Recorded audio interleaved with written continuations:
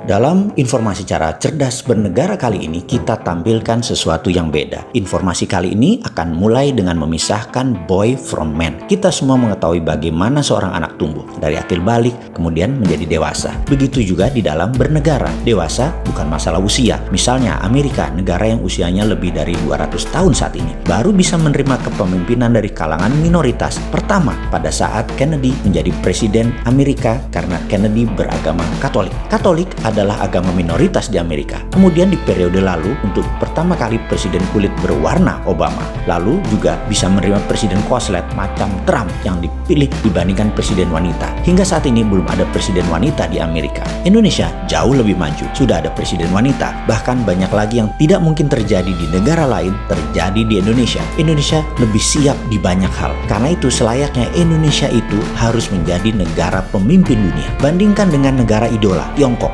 Selama komunis akan selalu mayoritas suku Han yang pasti jadi pemimpin. Catatan, negara Tiongkok tersebut baru terbentuk, People Republik tersebut belum ada 100 tahun. Kemudian sebuah prediksi gila dari si Sontoloyo ini yang berani mengatakan Tiongkok akan menjadi negara demokrasi terbesar di dunia, di mana di tahun 2030 ke atas Tiongkok akan mengadopsi demokrasi karena kalau tidak akan ditekan ekonominya oleh dunia. Akan ada pemilihan demokratis di tingkat wali kota dan gubernur di sebuah wilayah. Walaupun ketat pesanan dari Politbiro di atasnya, tapi demokrasi pasti diadopsi oleh Tiongkok. Itulah pesan Trump kepada Tiongkok saat ini. Berkali-kali saya katakan perang Tiongkok-Amerika itu bukan perang dagang biasa. Di belakangnya adalah perang ideologi antara komunis dan demokrasi. Di antara perang otoritarian dan liberalisme. Kalau kapitalisme bagaimana? Cina mengadopsi kapitalisme, namun bukan kapitalisme murni. Kapitalisme globalis yang dianutnya. Dan ini sesungguhnya membuat disparitas perbedaan mencolok antara swasta dan negara, kaya dan miskin. Tersistem untuk hanya sebagian saja yang kaya, yang bisa negara kontrol saja yang harus kaya. Kita akan rincikan bahayanya mengapa jangan sampai Indonesia mengadopsi prinsip tersebut. Di sini kalau sahabat pemakan buku dalam tanda petik, tukang baca,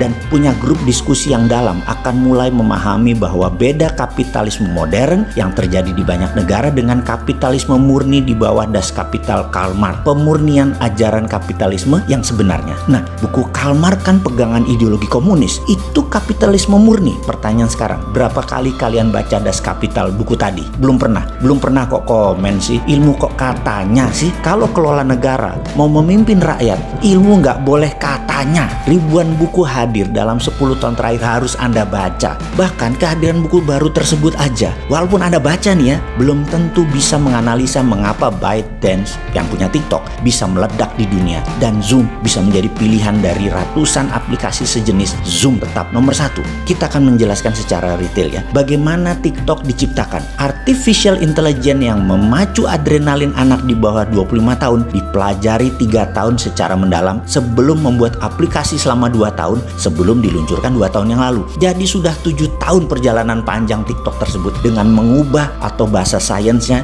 mengengineering minat seseorang. TikTok bukan memenuhi maunya pasar, tetapi pasar minatnya diubah sesuai maunya TikTok. Kehadiran TikTok mengagetkan Microsoft, mengagetkan dunia. Yang saat ini Microsoft menjadi leader di dunia teknologi. Mereka tidak paham mengapa TikTok bisa lakukan itu. Dan mereka ingin tahu bagaimana psychological engineering tersebut bisa dilakukan. Dan ini artinya bisa mengarahkan manusia nantinya kemana saja sesuai maunya platform. Sekali lagi, dulu bisnis itu create want, menciptakan keinginan dari sebuah need, dari sebuah kebutuhan. Misalnya, seorang kerja di Jakarta, tinggal di Depok. Kebutuhannya adalah alat transportasi.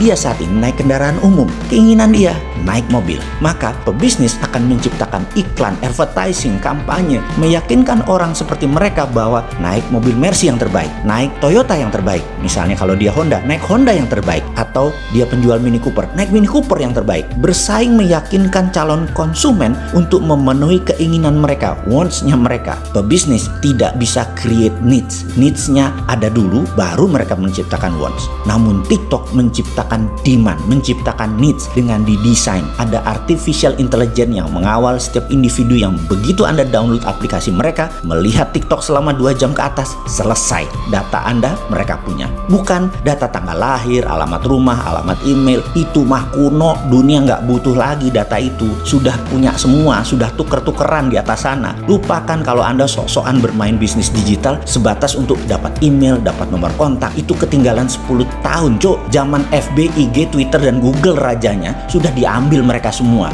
Sekarang yang diambil psychological faktornya seperti minat, passion, interest, fokus, harapan, impian, kemarahan, kerinduan, cinta, semua kebaca. Oleh karena itu banyak negara TikTok dianggap alat intelijen, dan itu benar. Sayangnya ya, hal seperti ini di negara kita banyak yang nggak paham, termasuk pejabatnya, termasuk masyarakatnya. Ya karena nggak pernah baca buku, nggak pernah diskusi, nggak ada yang minat, dan itulah untungnya. Semua menjalankan bisnis, menjalankan kehidupan di Indonesia sederhana, persis tak berubah selama 20 tahun terakhir, atau bahkan mungkin 40 tahun terakhir, sama. Kembali ke tema di awal tentang kapitalisme. Kita akan purifikasi kapitalisme di Indonesia dalam pemahaman, agar jangan menjadi negara ke arah otoritarian dan elitis kapitalis ala komunis. Kita negara demokrasi Pancasila, bernegara ya ala Pancasila. Cocok dengan apa yang terlahir di atas bumi, kekayaan di dalam bumi Indonesia. Cocok dengan budaya ribuan tahun peradaban Nusantara tanpa perlu budaya impor. Semua terkandung di dalam ekonomi Pancasila, bernegara Pancasila. Karena ekonomi Pancasila adalah satu-satunya sistem yang menjalankan purifikasi kapitalisme. Ada yang minat lebih paham tentang beginian, yang akan membuat Indonesia menjadi man.